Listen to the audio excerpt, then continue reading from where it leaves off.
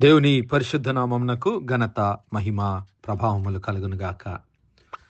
హల్లెలూయా. మరొకసారి ఈ అనుదిన బైబిల్ ధ్యానములకు మీ అందరినీ మన రక్షకుడు ప్రభు అయిన యేసు క్రీస్తుల వారి పరిశుద్ధ నామములో ప్రేమతో ఆహ్వానిస్తున్నాను. ప్రియులారా, మేము సిలువ వేయబడిన క్రీస్తును ప్రకటిస్తున్నాము అని పరిశుద్ధుడైనటువంటి పౌలు కొరింథీ సంఘానికి రాసినటువంటి మొదటి పత్రికలో ఈ మాటలు రాస్తూ ఉన్నాడు.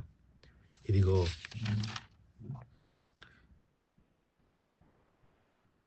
యూదులేమో సూచక క్రియలు అడుగుతూ ఉన్నారు, గ్రీసు దేశస్థులేమో జ్ఞానమును వెతుకుచూ ఉన్నారు. యూదులేమో సూచక క్రియలు చేయమని అడుగుచున్నారు, గ్రీసు దేశస్థులేమో జ్ఞానమును వెతుకుచున్నారు. అయితే మేము సిలువ వేయబడిన క్రీస్తును ప్రకటించుచున్నాము. మొదటి కొరింథీ పత్రిక 1వ అధ్యాయము 22, 23 వచనాలు. మరి నా సహోదరుడా, నా సహోదరి, ఈరోజు ఆ సూచక క్రియలు వెతుకుతున్నటువంటి యూదుల గుంపులో నీవున్నావా? లేదంటే ఈ లోక జ్ఞానము కొరకు వెంపర్లాడుతున్నటువంటి ఆ గ్రీసు దేశస్థుల గుంపులో నీవున్నావా? ఆ గుంపులో నీవుంటే దేవుని రాజ్యంలో నీకు ప్రవేశం లేదు. నీవు సిలువ వేయబడిన క్రీస్తును ఎరిగిన వాడవైతేనే, సిలువ వేయబడిన క్రీస్తుకు నీ జీవితాన్ని సమర్పించుకుంటేనే నేను దేవుని రాజ్యంలో పాలిభాగస్థులం అవుతాం. మరి ఆ సిలువ వేయబడిన క్రీస్తు ప్రభుల వారిని గురించి మనము ధ్యానిస్తూ ఉన్నాము.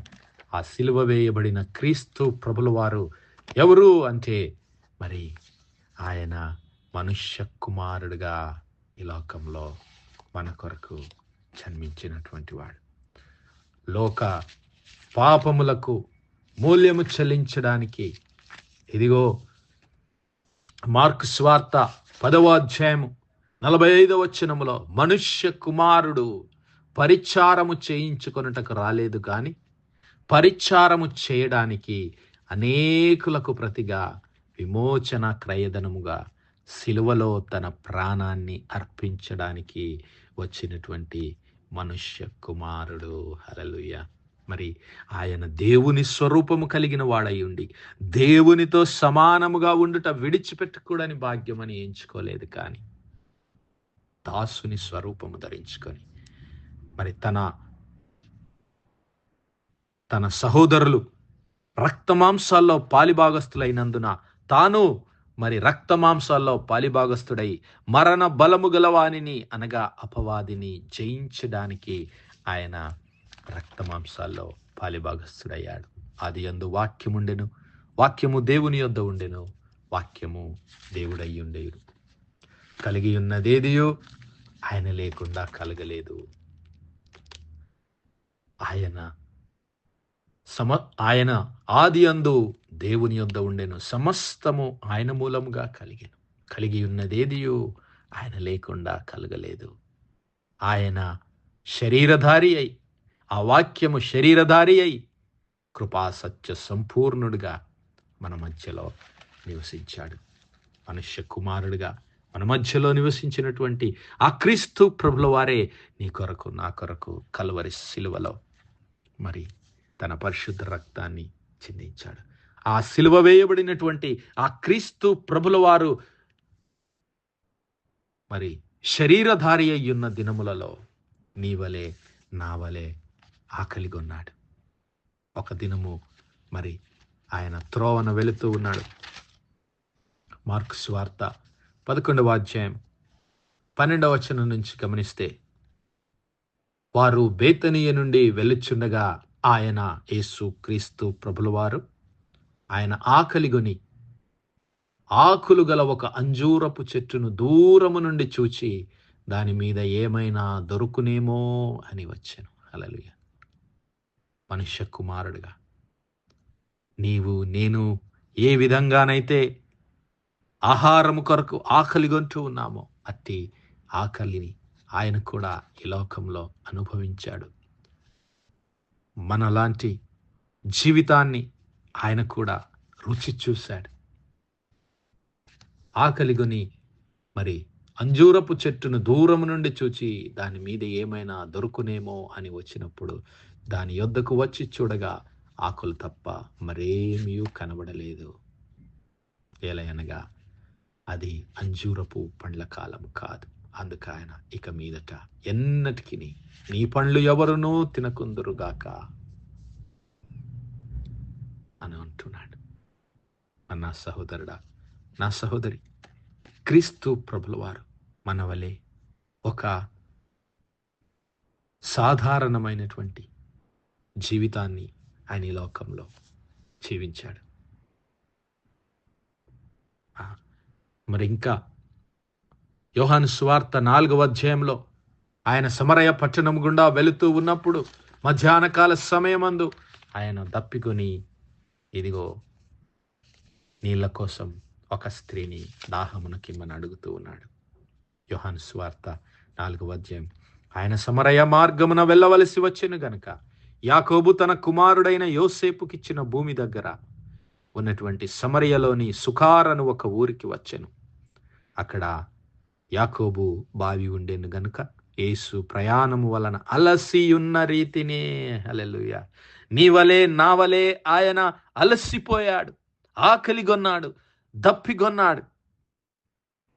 అలసియున్న రీతిని ఆ బావి యొద్ద కూర్చుని అప్పటికి ఇంచుమించు 12 గంటల ఆయను. సమరయ స్త్రీ ఒకటి నీళ్లు చేదుకొనుటకు అక్కడికి రాగా యేసు నాకు దాహమునకిమ్మని ఆమెను అడిగాను. హల్లెలూయా.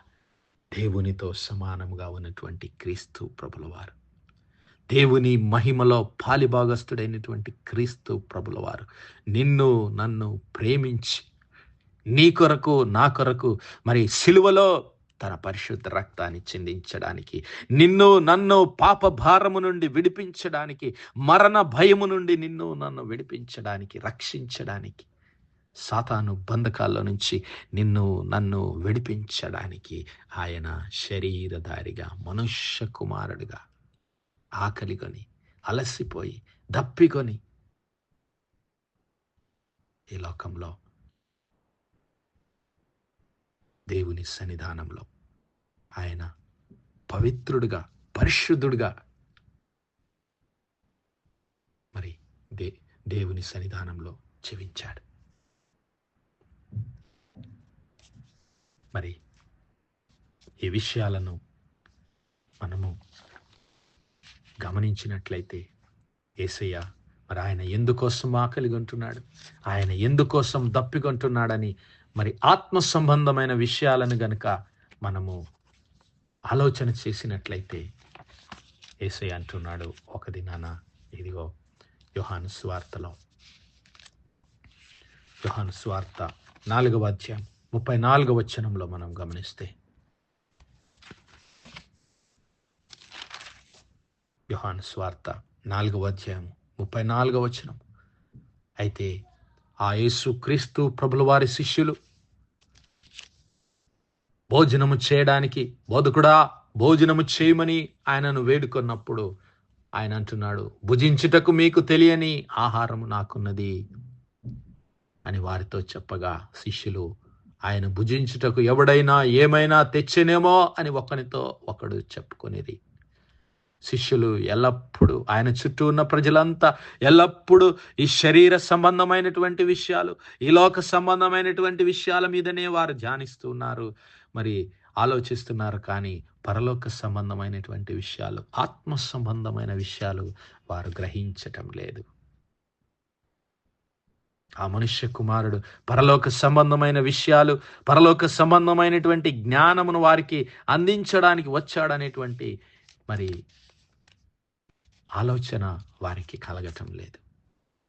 అయితే యేసు అంటున్నాడు, యేసు వారిని చూచి, నన్ను పంపిన వాని చిత్తము నెరవేర్చుట, ఆయన పని తుదముట్టించుట నాకు ఆహారం. హల్లెలూయా. ఆయన తినే ఆహారం ఏంటో తెలుసా? ఆయన తినే ఆహారము తండ్రి అయిన దేవుని పని జరిగించడమే, తండ్రి అయిన దేవుని పని కొరకు ఆయన జీవించడమే. దేవుని యొక్క పని నా ఆహారం అంటూ ఉన్నాడు. తండ్రి అయిన దేవుడు నాకు అప్పగించిన పనిని నేను చేయడమే నా ఆహారం. నా సహోదరుడా, నా సహోదరి, ఈరోజు నీ ఆహారం ఏమిటి? దేవుని జీవాహారాన్ని నీవు భుజిస్తున్నావా? దేవుడు నీ జీవితంలో కలిగి ఉన్నటువంటి ప్రణాళికను నెరవేర్చడానికి, దేవుని చిత్తాన్ని జరిగించడానికి ఆశ కలిగి ఉన్నావా? కల్వరి సిలువ చెంతకు రా. యేసయ్య నీ కొరకు తన పరిశుద్ధ రక్తాన్ని చిందించి తన ప్రాణాన్ని అర్పించాడు.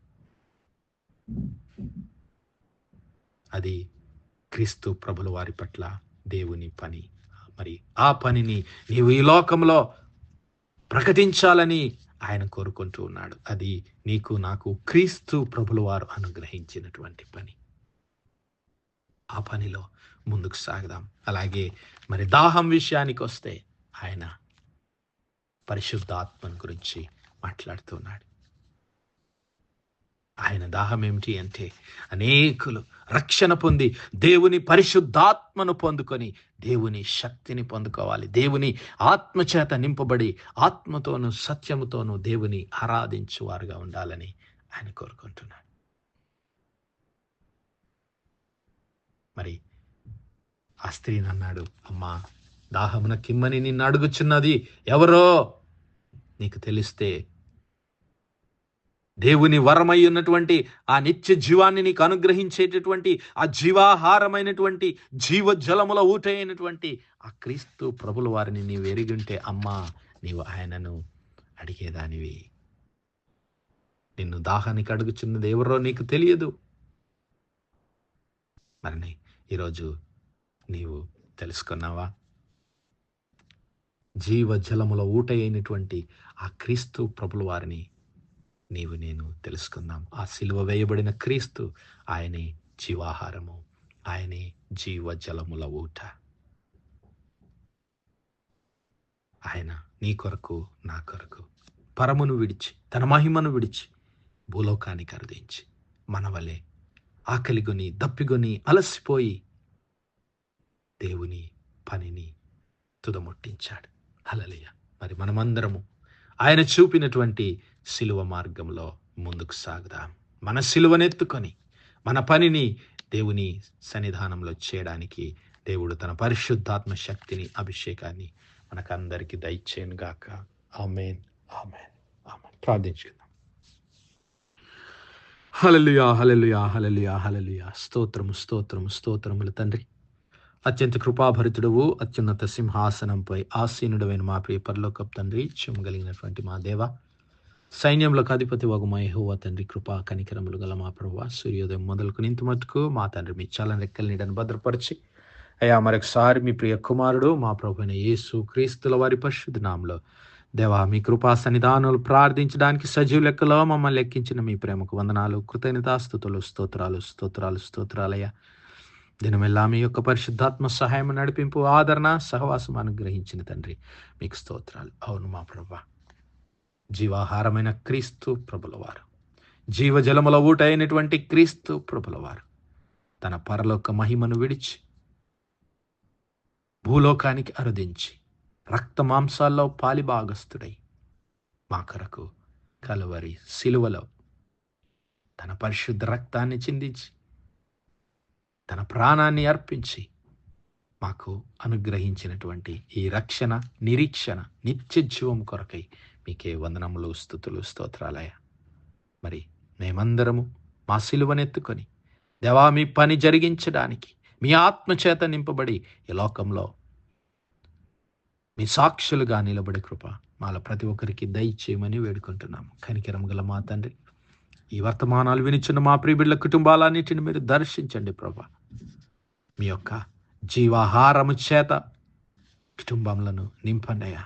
మీ జీవ జలపుల ఊటలు కుటుంబములకు అనుగ్రహించండి తండ్రి. మీకు స్తోత్రం. ప్రత్యేకంగా మా యవన బిడ్డలను జ్ఞాపకం చేసుకునండి తండ్రి. మీ యొక్క పరిశుద్ధాత్మ చేత బిడ్డలను అభిషేకించమని వేడుకుంటున్నాం అయ్యా. ప్రత్యేకంగా ఈ రాత్రికాల సమయం అందు అనారోగ్యంగా ఉన్నటువంటి బిడ్డలను దర్శించండి ప్రభు. ఆసుపత్రి పడకల మీద ఉన్నటువంటి బిడ్డలను యేసయ్యా మీ గాయపడిన హస్తము చేత ముట్టి సంపూర్ణ స్వస్థత, ఆరోగ్యం, బలమును, విడుదల అనుగ్రహించమని వేడుకుంటున్నాం. ప్రత్యేకంగా మా తండ్రి ఎగ్జామ్స్ రాస్తున్నటువంటి మా యవన బిడ్డలను, మా బిడ్డలను జ్ఞాపకం చేసుకుని వీళ్ళకు మంచి జ్ఞానము, జ్ఞాపక శక్తి అనుగ్రహించి మరి వీళ్ళు చదువులో ముందుకు సాగే కృప దయచేయమని వేడుకుంటున్నాం. అన్ని విషయాల్లో మీ నామానికి మహిమ, ఘనత, ప్రభావాలు చెల్లిస్తూ మా ప్రభువును, మీ ప్రియకుమారుడు, మా రక్షకుడైన యేసు క్రీస్తుల వారి పరిశుద్ధ నామమున ప్రార్థించి వేడుకుంటున్నాం మా పరలోకపు తండ్రి. Amen. Amen. Amen. God bless you all. Praise the Lord. Shalom.